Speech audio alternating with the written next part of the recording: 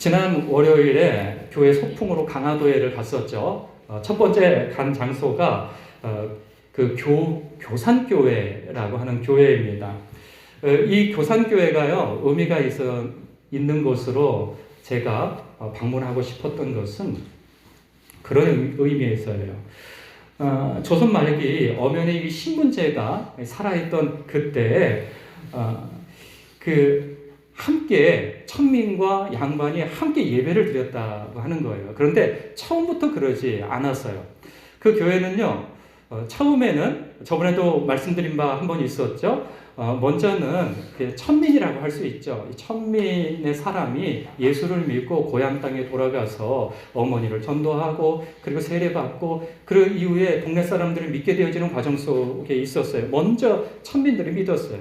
그 사람들이 위치한 곳이 산 위쪽이었어요. 산 위쪽에 살던데, 근데 놀랍게도 얼마 지나지 않아서 양반 한 사람이 예수를 믿게 되어졌다고 그랬잖아요. 그 양반이 예수를 믿고 난 다음에 그가 변화받죠. 그리고 난 다음에 산 위에 그 교회를 다니게 되어집니다. 놀라운 그 변화에 사람들은 다 깜짝 놀라서 사람들이 이 사람 저 사람 찾아오게 되는데, 놀랍게도 그 사람들도 그 양반의 전도를 받고 양반이 양반을 전도하니 이제 양반들이 교회에 오게 되어졌어요. 근데 문제가 생긴 거예요. 이 양반들이요, 뭐 처음부터 믿음이 생겨서 있습니까? 하나님을 아는 믿음, 그 복음의 내용을 다 모르니까 불편한 게 있었어요. 뭐냐면, 우리가 그래도 양반인데 저 천민과 이 무지렁이들, 저 무지한 자들과 함께 우리가 예배를 드린다는 것이, 한 곳에 있다는 것이 체면상 허락하지 않고, 그리고 법도도 그러하지 아니하니 우리가 함께 예배 드리는 것이 참 불편하고 여기저기서 얘기가 많은 거예요. 그래서 정말 불가피하게 교회가 하나 따로 또 생기게 되어집니다. 그것은 산 아래쪽에 다리가 있었는데, 그 다리 아래쪽에 평지가 있는데 그쪽은 양반들이 모여 살던 곳이에요. 그곳에 교회가 하나 생겨나게 되어집니다. 처음 믿었던 그 신자가, 양반 신자가 유지였거든요. 재산이 많았어요. 그러니까 그 공간을 또 낼 수가 있었던 거예요. 그렇게 해서 예배를 드리기 시작하다가, 이런 일도 있군요.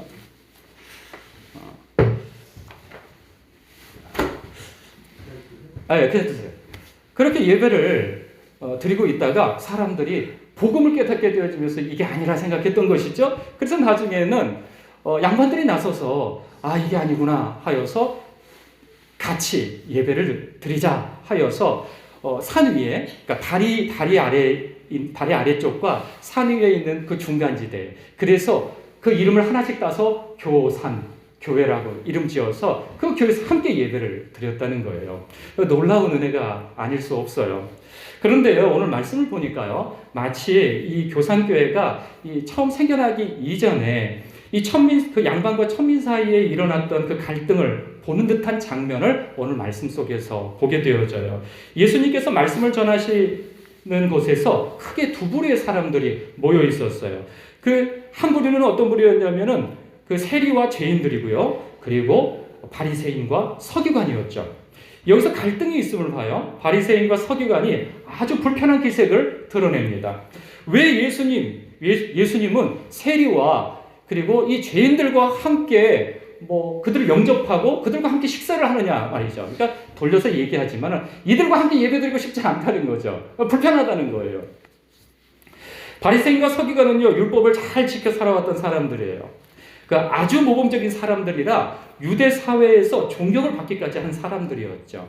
반면에요, 세리들은 동족의 등에 이 빨대를 꽂아서 이득을 취했던 매국노였어요. 그리고 죄인들이라고 표현되어진 그 사람들은요, 창녀들이었고, 그리고 술 취함과 방탕함 가운데 놓여있던 사람들이었어요. 그 사람들은 종교적인 사람들이 또 아니었어요.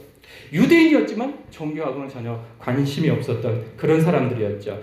그냥 그들은 자기 인생 자기가 주인이 되어져서 살아가던 사람들이었어요. 그런 사람들과 함께 말씀을 듣는 자리에 있다는 것이 바리새인들과 서기관으로서는 이거 법도가 그러하지 아니하고 체면이 서지 아니하니 이건 불편해서 같이 말씀 듣는 자리에서 못 있겠다고 하는 것이죠. 그들 생각에는요, 예수님이 하나님이 보내신 구원주라고 한다면 율법에 따라 순종하며 도덕적으로 또 신앙적으로 살았던 자신들은 받아들이되 세리와 죄인들은 내쳐야 맞다고 생각을 했어요. 그것은 그들 생각뿐만 아니라 하나님도 그렇게 생각하실 거라고, 거룩한 하나님도 그렇게 자신들과 같이 생각할 것이라 그들은 생각했어요.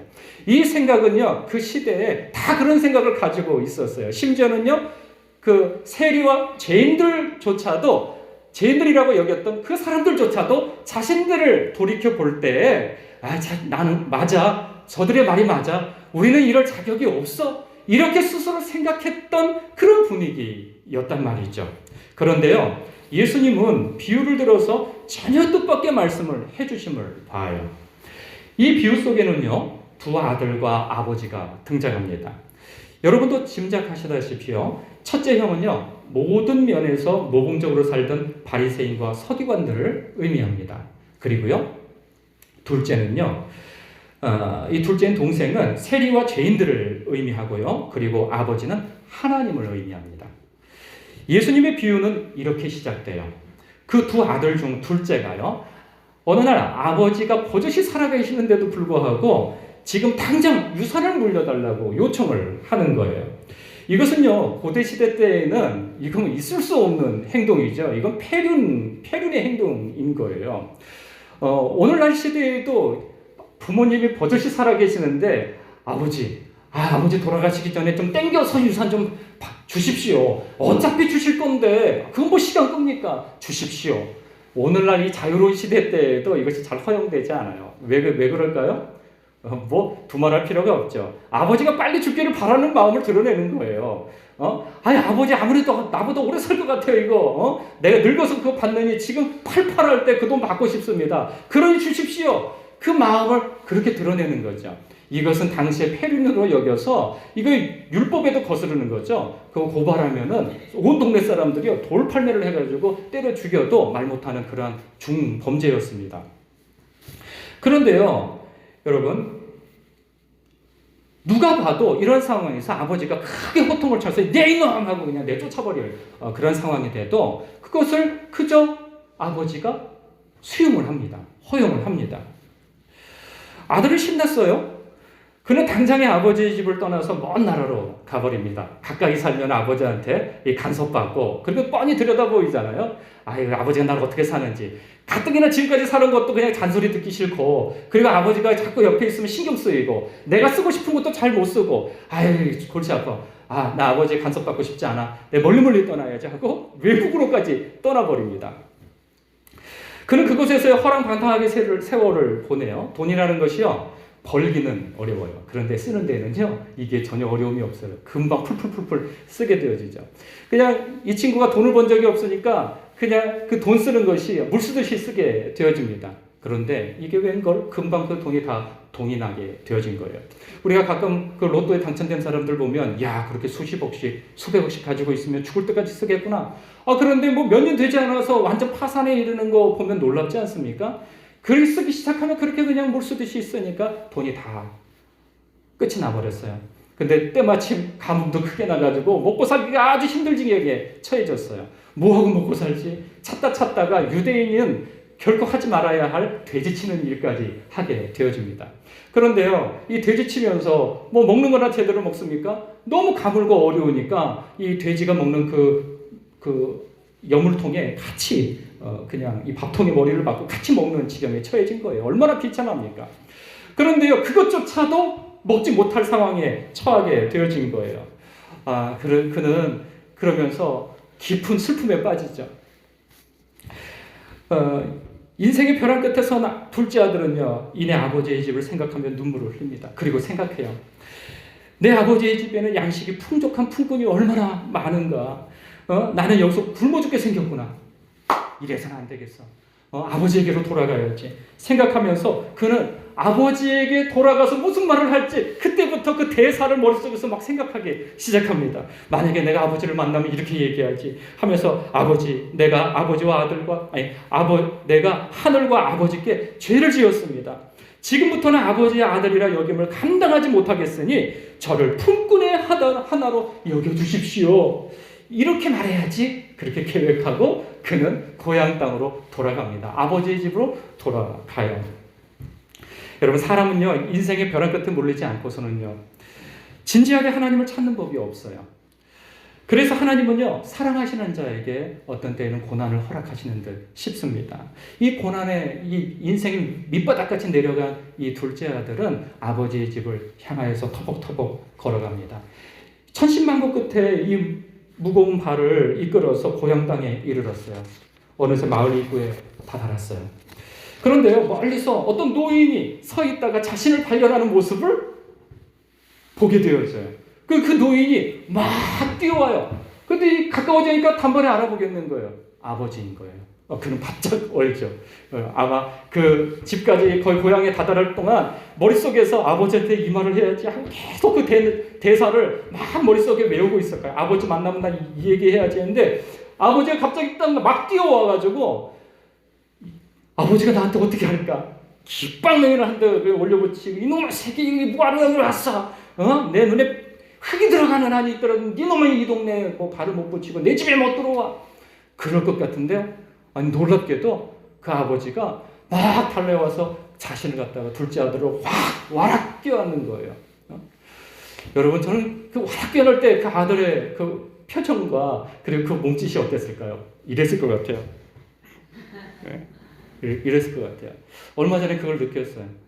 자신이 목사님에게 혹은 성도들에게 큰 배신을 한 것 같다는 그런 깊은 죄책감에 있을 때 제가 며칠 전에 찾아갔어요. 그 형제를.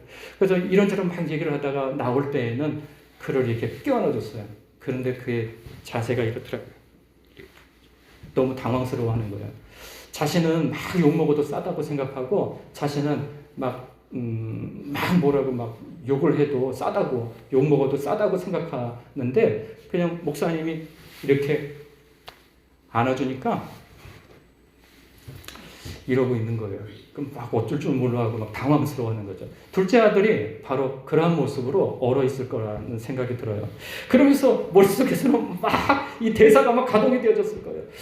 아버지, 저는 아버지 앞에 자격 없는 자입니다. 아버지, 제가 하늘과 아버지께 죄를 지었습니다. 그러니 지금부터는 아버지의 아들이 될 자격이 막 이런 얘기해서 더 얘기를 하려고 그러는데 아버지가 그 입을 딱 막아요. 그러면서 아버지의 말은 종들에게 말이 이어집니다. 제일 좋은 옷을 내다가 내 아들에게 입혀라.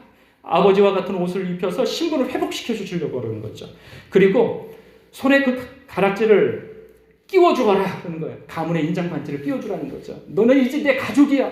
다시 내 아들이야. 라고 그렇게 받아들입니다. 그러면서 신발을 가서 신겨라. 고귀하다 이거죠. 너는 고귀한 녀석이야.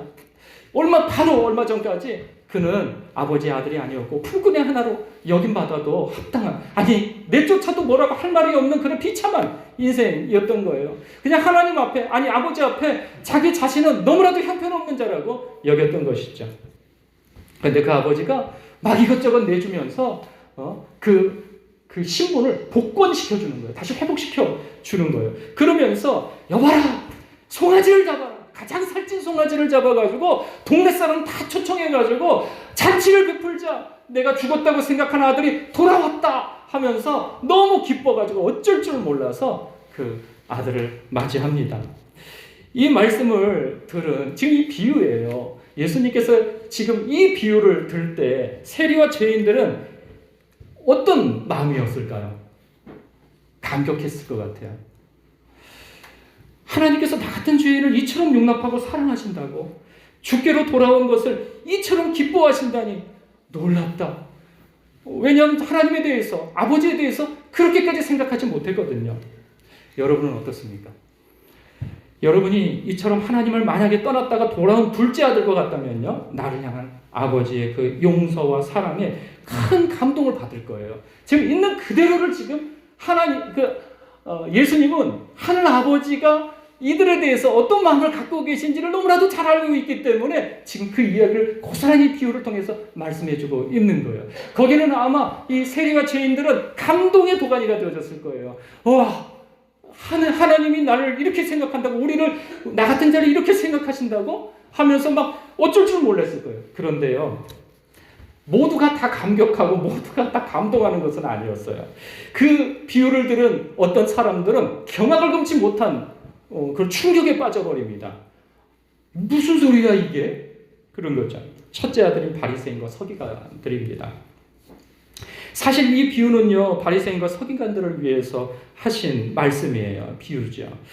앞서 언급했다시피 이 비유는요, 바리새인과 서기관들의 수군거림에 대한 예수님의 대답으로서의 비유예요. 어찌 이 사람이 세리와 죄인들을 영접하고 음식을 같이 먹느냐 말이야. 있을 수 없는 것이야. 라고 생각하면서 불편함을 드러냈거든요. 이제 예수님의 비유 속에서 첫째 아들이 등장하기 시작합니다. 첫째 아들이요, 밭에 있다가 돌아와요. 집에 다다랐을 즈음에 집에서 나는 이 풍악소리, 음악소리를 듣기 시작합니다. 왁자지껄한 무슨 잔치가 분위기가 벌어진 걸 보고 이 도대체 뭐야? 이런 일이 없었는데? 하고 마침 자신을 향하여서 달려오고 있는 한 종을 붙잡아가지고 자초지종을 듣습니다. 그 내용인즉슨 아버지가 가산을 다 탕진하고 이 만신창이가 되어져서 거지꼴로 돌아온 동생을 맞이하여서 살찐 송아지를 잡아가지고 잔치를 벌이고 있다는 거예요. 와, 기뻐서 달려갔을까요? 아우, 내 동생이 왔어. 아우, 기뻐서 달려갔을까요? 그렇지 않아요. 너무 마음이 불편해가지고 그 형은 집 안으로 들어가지도 않습니다. 바깥에 그냥 머물러 있는 거예요. 바깥에 머물러서 들어가지 않고 아주 대노하고 막 씩씩거리면서 있어요. 그 소식을 아버지가 듣습니다. 첫째 아들이 이 소식을 들으면 아버지와 같은 마음으로 반응할 거라고 아버지는 생각했어요. 그런데 그렇지 않다는 사실을 알게 되므로 적지 않게 당황하게 되어집니다. 그러면서 아버지는 이제 또 큰아들을 데리러 집 바깥으로 나가게 되어져요. 그래서 집 바깥으로 나갈 그때 그 모습을 지켜보고 있는 그런 마을 사람들 앞에 얼마나 수치스러움을 당했을까 싶은 생각도 듭니다. 이 아버지의 채통이 말이 아니에요. 마을 사람들 앞에서. 아버지가 마련한 잔치에 노골적으로 참석하지 않는다니. 아버지에 대한 이것만한 적대심이 없는 거예요. 아버지는 첫째를 만나 함께 들어가자고 합니다. 첫째 아들은요, 아버지에게 아주 서운한 마음을 표현합니다. 그냥 마음속에 꾹꾹 눌렀던 것을 갖다가 팍 터뜨려 버려요. 여러분, 이 헬라어 원문을 그대로 해석되어져 있는 걸 여러분들에게 읽어드릴게요. 이래요. 보십시오.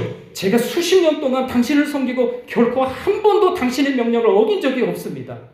잘 들어보세요. 보십시오 그래요. 그러니까 이것은요, 좀 세게 말하면 이런 거예요. 이것 보세요. 이렇게 아버지한테 이것 보세요. 이렇게 하고 아버지라고 부르지도 않습니다. 당신이라고 표현을 해요. 그러나 당신은 제 친구들과 잔치하라고 염소 새끼 한 마리도 결코 주지 않았습니다. 그런데 당신의 이 아들은 창녀들에게 가서 얘기하면서 당신의 이 아들이라고 언급하면서 아버지 아들이라고 얘기하지도 않아요. 둘째를 향하여서. 그러니까 자기 형제로도 받아들이고 싶지 않아 하는 것이죠. 그러면서 창녀들에게 가서 당신의 재물을 다 삼켰는데 당신은 그를 위해서 살찐 송아지를 잡으셨습니다. 이게 말이 됩니까? 그러는 거죠. 난 절대 들어가지 않을 거예요. 하며 버팁니다. 지금 아버지는요, 생애 최고의 기쁨을 표현하면서 잔치를 벌이고 있어요. 살찐 소를 잡았다는 것이 그것을 의미하고 있죠. 여러분, 고대시대 때 그 살찐 송아지를 잡는다는 것은 여러분 그냥 집안에서 먹자고 그거 잡지 않습니다. 그 얼마나 크기도 크고 그 얼마나 비싼 거예요. 이게 큰 재산이에요. 그런데 지금 그것을 잡아가지고 지금 잔치를 벌이고 있어요. 그것은 지금 그만큼 기쁨이 크다는 거예요. 그렇다고 한다면 누가 봐도 이건 뭐 심리학자가 아니다 할지라도 그 상황을 보고도 이런 마음 가질 수 있어요. 큰아들이라고 한다면 아, 동생이 돌아온 이 날이 아버지의 삶에서 가장 기쁜 날이구나, 그렇게 생각할 수 있어요. 그런데 큰아들은요, 아버지의 기쁨에 전혀 관심이 없습니다. 오히려 크게 화를 낼 뿐인 것이죠. 큰아들은 왜 이렇게 화가 나 있을까요? 도대체 큰아들은 왜 이렇게 화가 나 있을까요? 바로 유산 때문이에요. 유산 때문에. 동생은 이미 자기 유산을 다 받았잖아요. 그리고 남은 것은 다 자기 거잖아요. 이제 아버지만 돌아가시면 다 자기 것이에요. 그런데 아버지의 반응을 보니까 자기의 계획과 기대에 차질이 생긴 것이죠. 그는 내심 아버지가 자기 몫의 유산을 허락 없이 썼다는 생각에 예민해져 있어요. 지금 동생을 위해 잔치를 벌이는데 쓰이는 것도 아까운 거예요. 이거 다 나를 위해 써야 되는데 아버지는 저놈한테 내 재산을 낭비하고 있구만, 이런 생각이 드는 것이죠. 여기서 하나 짚고 넘어가죠. 이 형이 정말 관심 있는 것은 무엇일까요? 정말 관심 있는 것. 첫째 아들은요, 아버지의 소유물에만 관심이 있어요. 하지만, 그죠? 아버지의 소유물. 하나님으로 표현되어진다면 하나님의 손에 들린 복에만 관심이 있어요. 하지만 아버지에 대해서는 아무런 관심이 없어요. 하나님의 마음이 어떠한지에 대해서는 아무런 관심이 없어요. 아버지의 그 재산, 잔치에 사용된 비용, 살찐 송아지에만 신경 쓰이며 이 잡으려면 저놈한테는 염소 새끼나 잡을 것이지, 아니 그것도 가분하다고, 저놈한테는 그냥 닭이나 잡을 것이지 무슨 송아지나 잡아가지고 말이야 하면서 아주 그 불편한 심기를 드러냈죠. 그는 아버지의 소유물을 중요시합니다. 어차피 자기 것이니까. 하지만 아버지의 마음은 그에게 전혀 중요하지 않아요. 아버지는요, 형에게 간청하러 나갔을 때 이렇게 얘기합니다. 야, 내 아들아, 너는 항상 나와 함께 있으니 내 것이 다 네 것이지 않니? 이게 다 네 것이란다 라고 말씀하죠. 맞아요. 이 실제예요. 아버지는 큰아들에게 이제 다 물려줄 거였어요. 시간만 지나면 다 그의 것이에요. 아니, 도장만 찍지 않았지. 그냥 이미 그 권한은 첫째 아들의 것이라고 아버지는 알고 있었던 거예요. 그런데요, 그 첫째 아들은 이미 아버지의 총애를 받으면서 모든 것을 약속받고 살아가고 있었음에도 불구하고 그것을 누리지 못하고 있었던 것이죠. 혹여라도 아버지의 마음이 변하면 어떡하나? 혹여라도 아버지 눈에 밑보이면 내가 이거 빼앗기는 거 아니야? 뭐 이런 여러 가지 계산 속에서 아버지의 눈에 들려고 아주 막 열심히, 그냥 나름 열심히 일을 하고 열심히 아버지를 섬겼어요. 그런데요, 어쨌든 유일한 상속자는요, 다 그 형이란 말이죠. 형이 신경 쓰이는 거는요, 그 유산이 돌아온 동생에게 조금 쓰여서 자기 재산이 축나고 있다는 거예요. 그래서 그는 분노하고 있어요. 그래서 아버지 생애 최고의 날에 아버지를 모욕하고 있는 것이죠. 이 불쌍한 아버지더러 잔치에 직접 나와서 간청하게 만듭니다. 하지만 이 아버지가 어떻게 대답하죠? 그는 또다시 부드럽게 대답해요. 자식의 반응에 또다시 부드럽게 얘기를 합니다. 내 아들아, 네 동생은 죽었다가 살아났으며 내가 잃었다가 얻었지 않았니? 그러니 우리가 함께 즐거워하고 기뻐하는 것이 마땅하지 아니하냐. 여러분, 예수님의 비유는 여기서 딱 끝나버려요. 아니, 이 다음에 큰아들이 어떻게 반응했는지, 뭐 이 비유가 뭐 앞으로 어떻게 펼쳐지는지 이런 이야기가 이어지지 않고 여기에서 딱 끊어져 버려요. 그러니까 사람들이 다 그 다음에 어떻게 되지? 하고 마음 졸이면서 듣고 있는데 여기서 예수님께서 비유를 딱 끝내버리시는 거죠. 결과를 말씀해 주시지 않으세요. 손에 땀을 쥐게 합니다. 예수님이 전하고자 하는 것이 무엇이었을까요? 예수님의 비유력은요 어마어마해요. 참 놀라운 비유를 들으시는데, 우리는요 둘째 아들의 이야기에서 전통적인 죄에 관한 묘사를 봐요.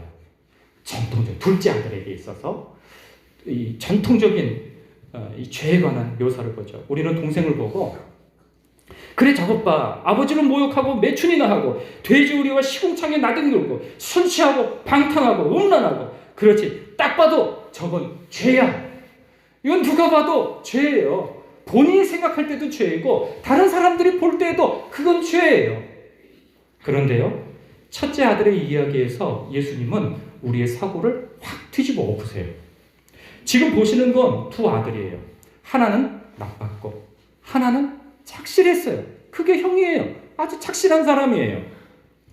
하지만 둘 다 아버지로부터 떠나 있어요. 떠나 있는 건 같아요. 둘 다 아버지는 원하지 않고 소유물만을 탐하는 모습을 볼 수 있어요.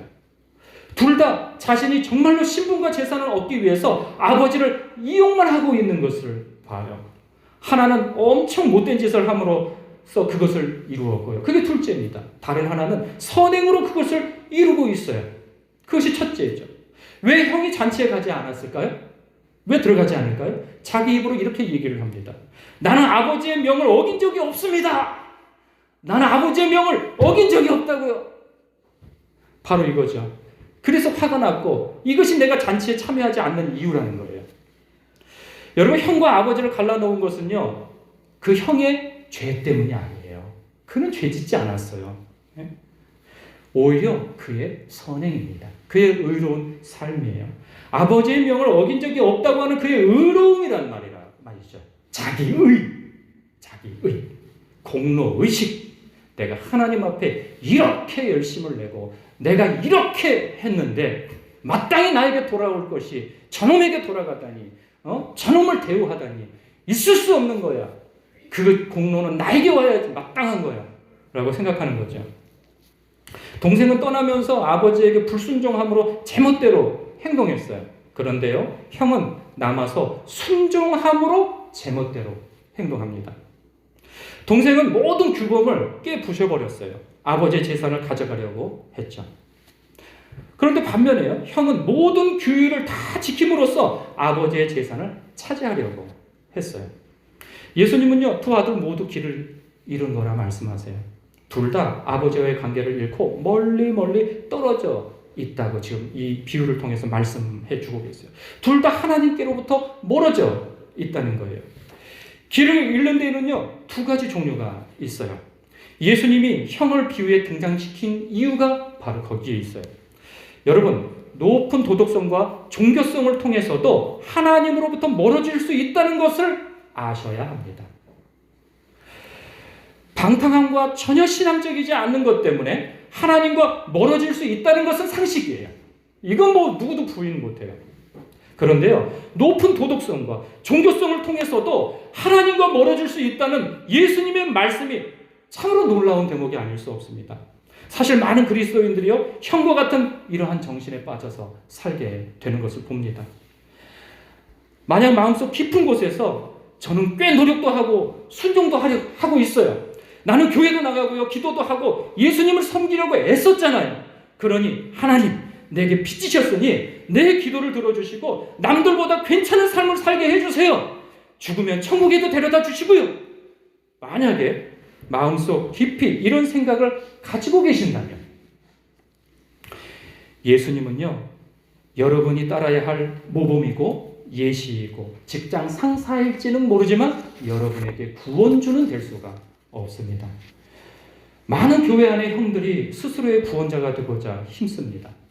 자기의 성실성과 도덕성과 자기의 의의를 또 공로주의를 앞세움으로써 하나님께 무엇인가를 얻을 근거를 마련하려고 하는 거예요.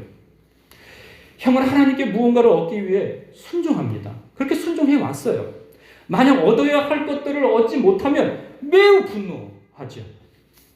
하지만 여러분, 복음을 믿는 그리스도인들은요, 오직 하나님을 가까이 하기 위해 순종합니다. 그저 그분을 닮기 위해서요. 그분을 사랑하기 위해서 순종한단 말이죠. 그분을 알고 그분 안에서 기뻐하기 위해서 순종하는 사람이 그리스도인이라는 거예요. 이 비유가 가장 놀라운 점은요, 비유의 끝부분에 있어요. 동생은 떠났지만 결국 돌아왔어요. 겸손히 회개하고 잔치에 들어가 구원을 얻죠. 그런데요, 도덕적 규율을 모두 지킨 이 착실한 형은요, 길을 잃어버립니다. 우리가 하는 그대로 말이에요. 여러분, 유대 바리새인들은 여전히 길을 잃고 있어요. 여전히 아버지의 집으로 들어가지 못하고 문 바깥에 있단 말이죠. 그러나 자기들은 자기 의로 말미암아 자기는 그 집에 들어갈 것이라 확신하고 있지만 들어가지 못하고 있어요. 오히려 우리 같은 이방인들이 들어가고 있지 않습니까? 그리고 교회 안에서도 마찬가지인 것이죠. 스스로 자기의 의와 자기의 공로에 사로잡힌 사람들은 몸은 교회 안에 있는데 아버지의 집에 마음은 들어가 있지 않고 아버지의 마음에 근접하지 못하고 있는 일들이 지금도 있다 하는 사실입니다. 청중들은요, 예수님의 이 요점이 무엇인지 정확하게 알았어요. 그들이 여태까지 배워오고 믿어왔던 것들을 완전히 갈아엎어버리는 비유예요. 이 이야기가 끝남과 동시에 그들은 숨이 턱 막혀버렸을 거예요. 아니, 인생을 막 살던 녀석은 구원받고 도덕적으로 깨끗한 사람은 길을 잃어버린다니. 여러분, 우린 대부분 하나님께서 선한 사람들을 원하신다고 생각합니다. 맞아요. 맞아요. 그런데요, 예수님은 하나님께서 새 사람을 원하신다는 것을 보여주고 계세요.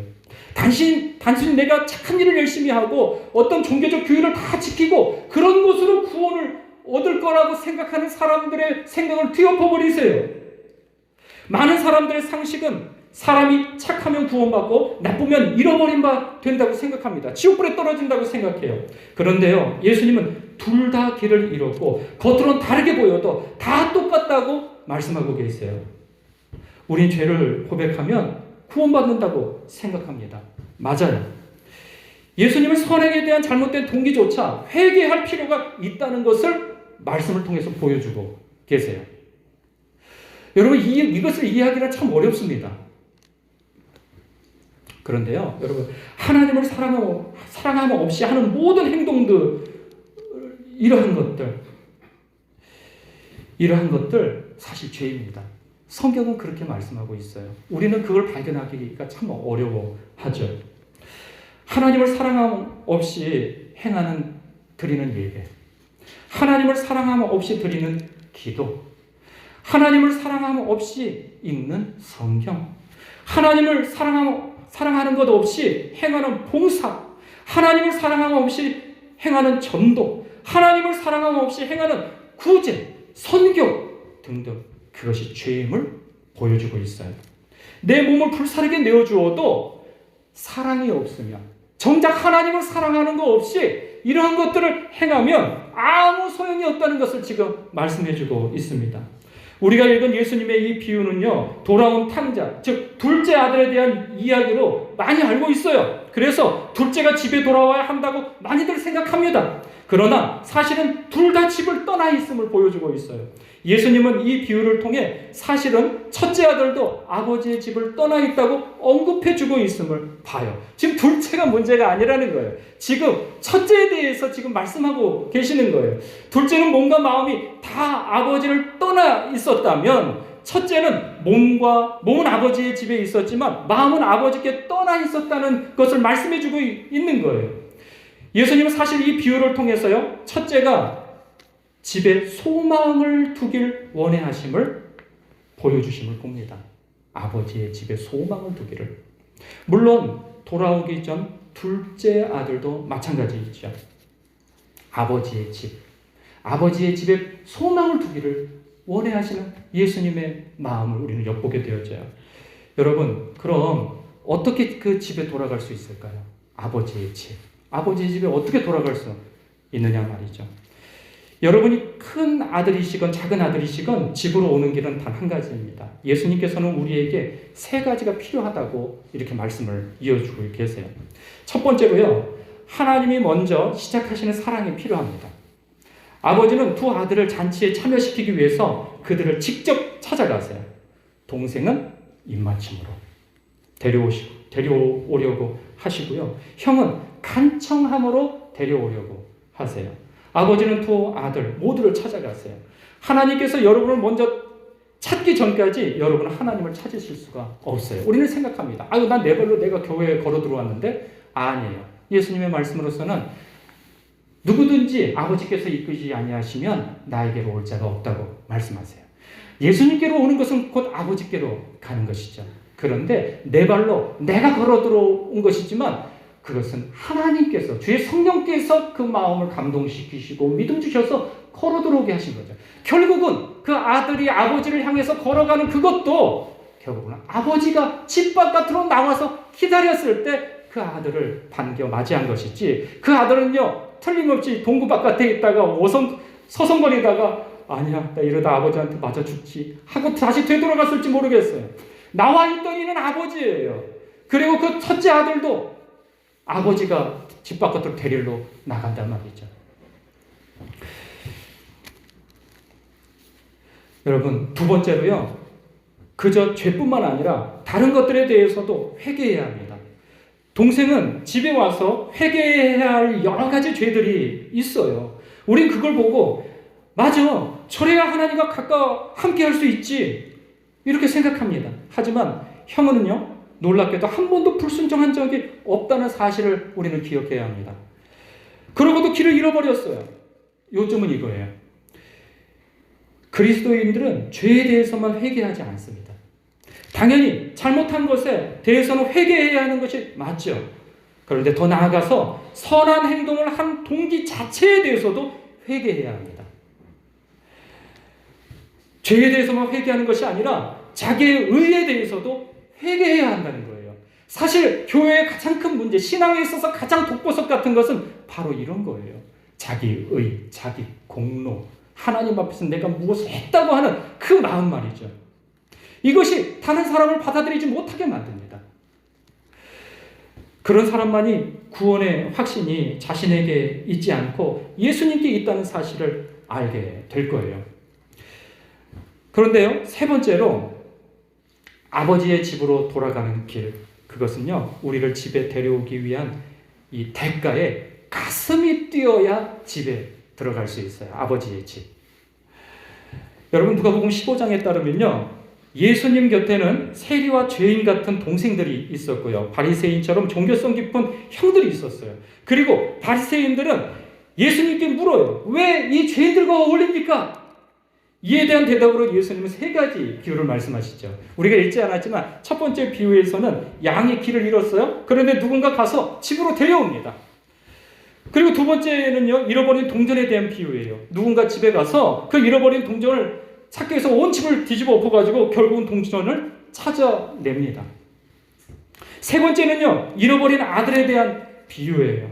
하지만 아무도 그를 찾으러 가지 않아요. 아무도 그를 찾으러 나가서 집에 데려오지 않아요. 이건 정말 충격적인 것이죠. 여러분, 왜 그랬을까요? 왜 아무도 나가서 그 둘째 아들을 찾아오지 않는 것일까요? 저는 예수님께서는 우리 스스로에게 물어보라는 그 의도로 그러셨다는, 이 말씀을 주셨다는 생각이 들어요. 여러분, 과연 이때 누가 나섰어야 될까요? 둘째를 찾아오러 누가 나섰어야 됐을까요? 당시 문화적 배경을 살던 사람들이라면요, 누구나 그 대답을 알았을 거예요.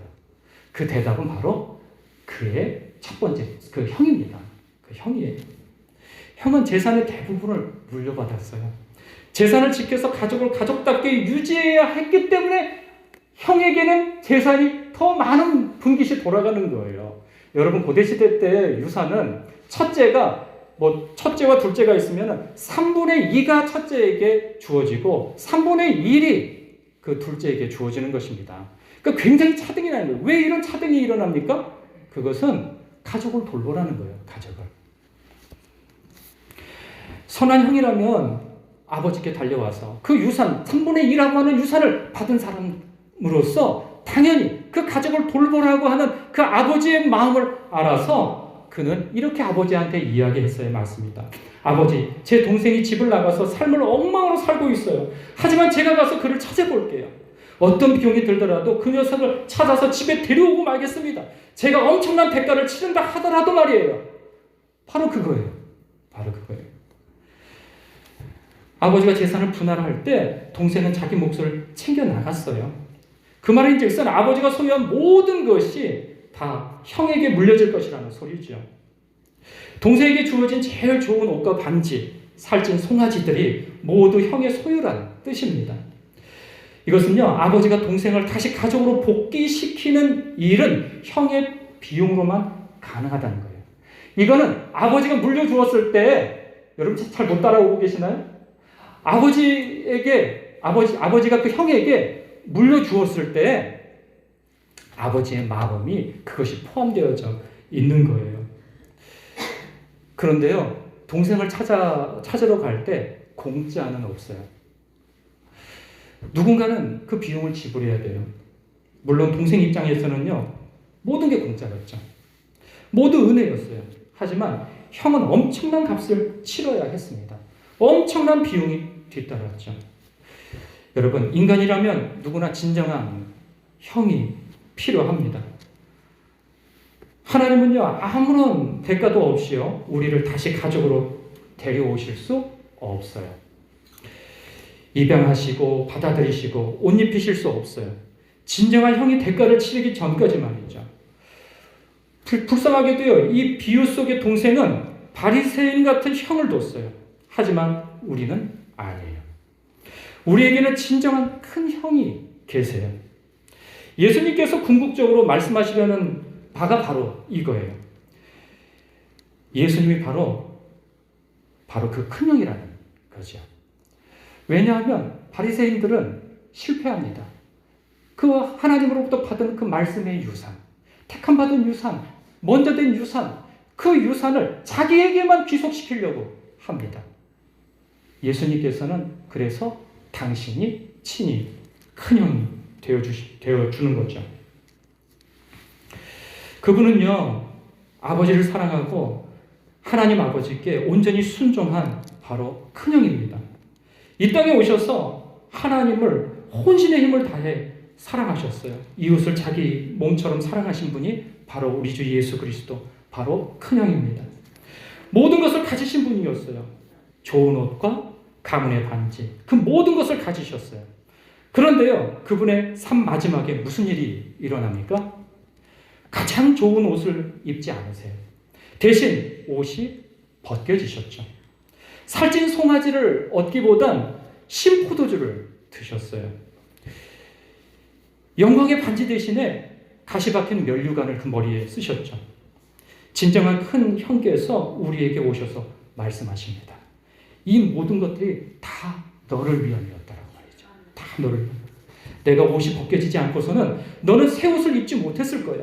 내가 가장 좋은 옷과 반지를 잃지 않고서야 넌 얻지 못했을 거야. 다 나의 것이거든.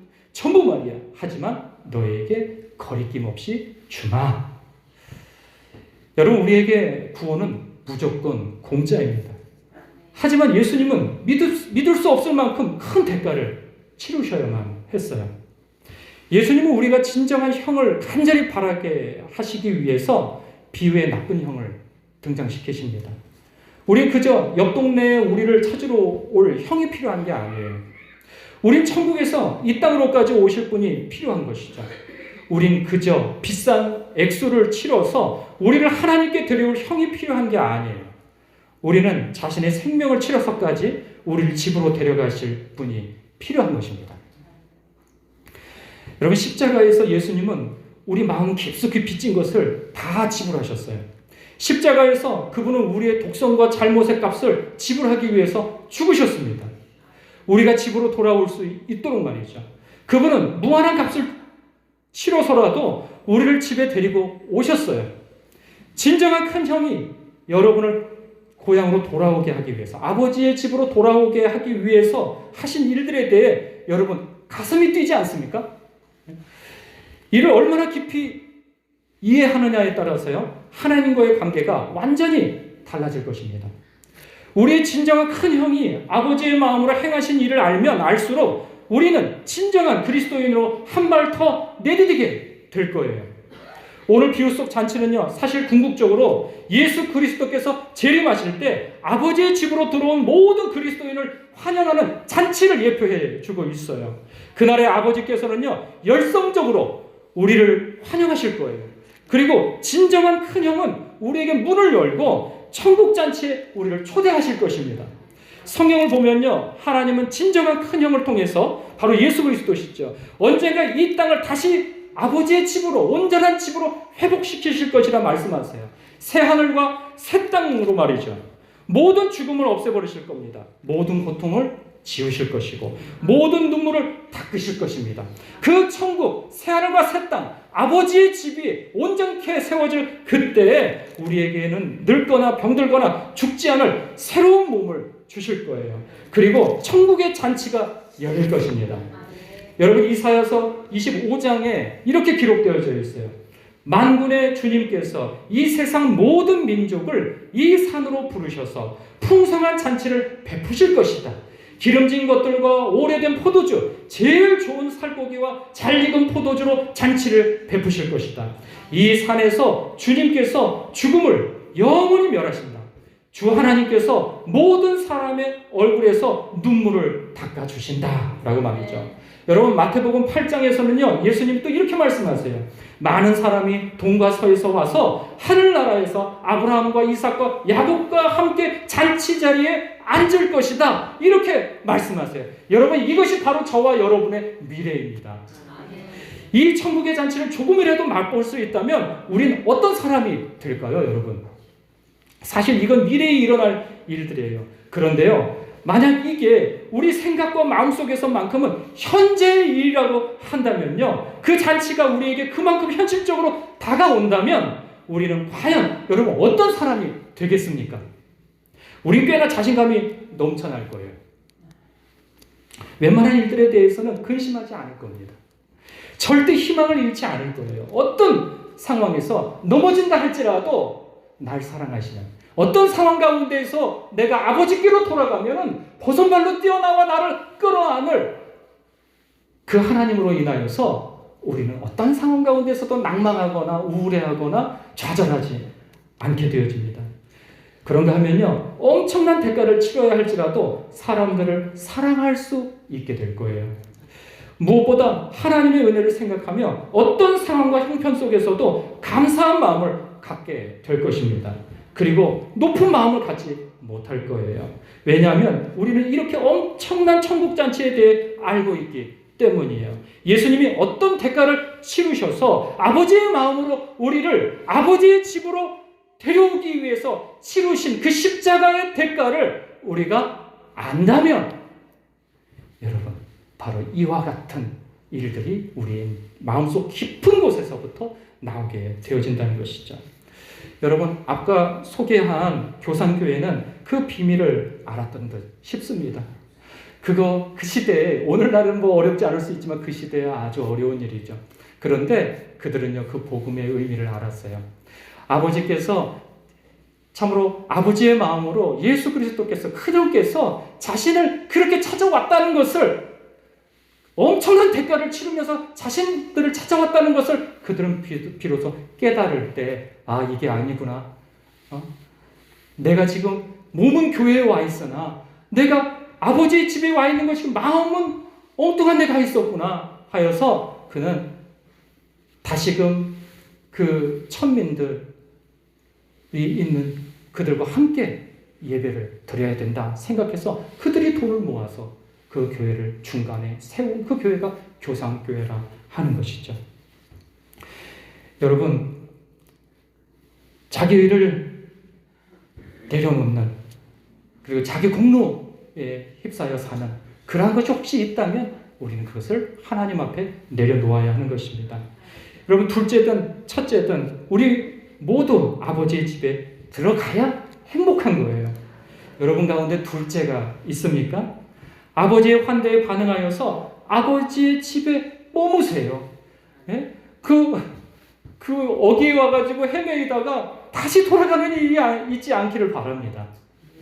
여러분 가운데 첫째가 있습니까? 역시나 아버지의 청에 반응해서 기쁨으로 아버지의 집에 머무시기 바랍니다. 그래서 둘째와 사이좋게 사시길 주님의 이름으로 축복합니다. 기도하겠습니다.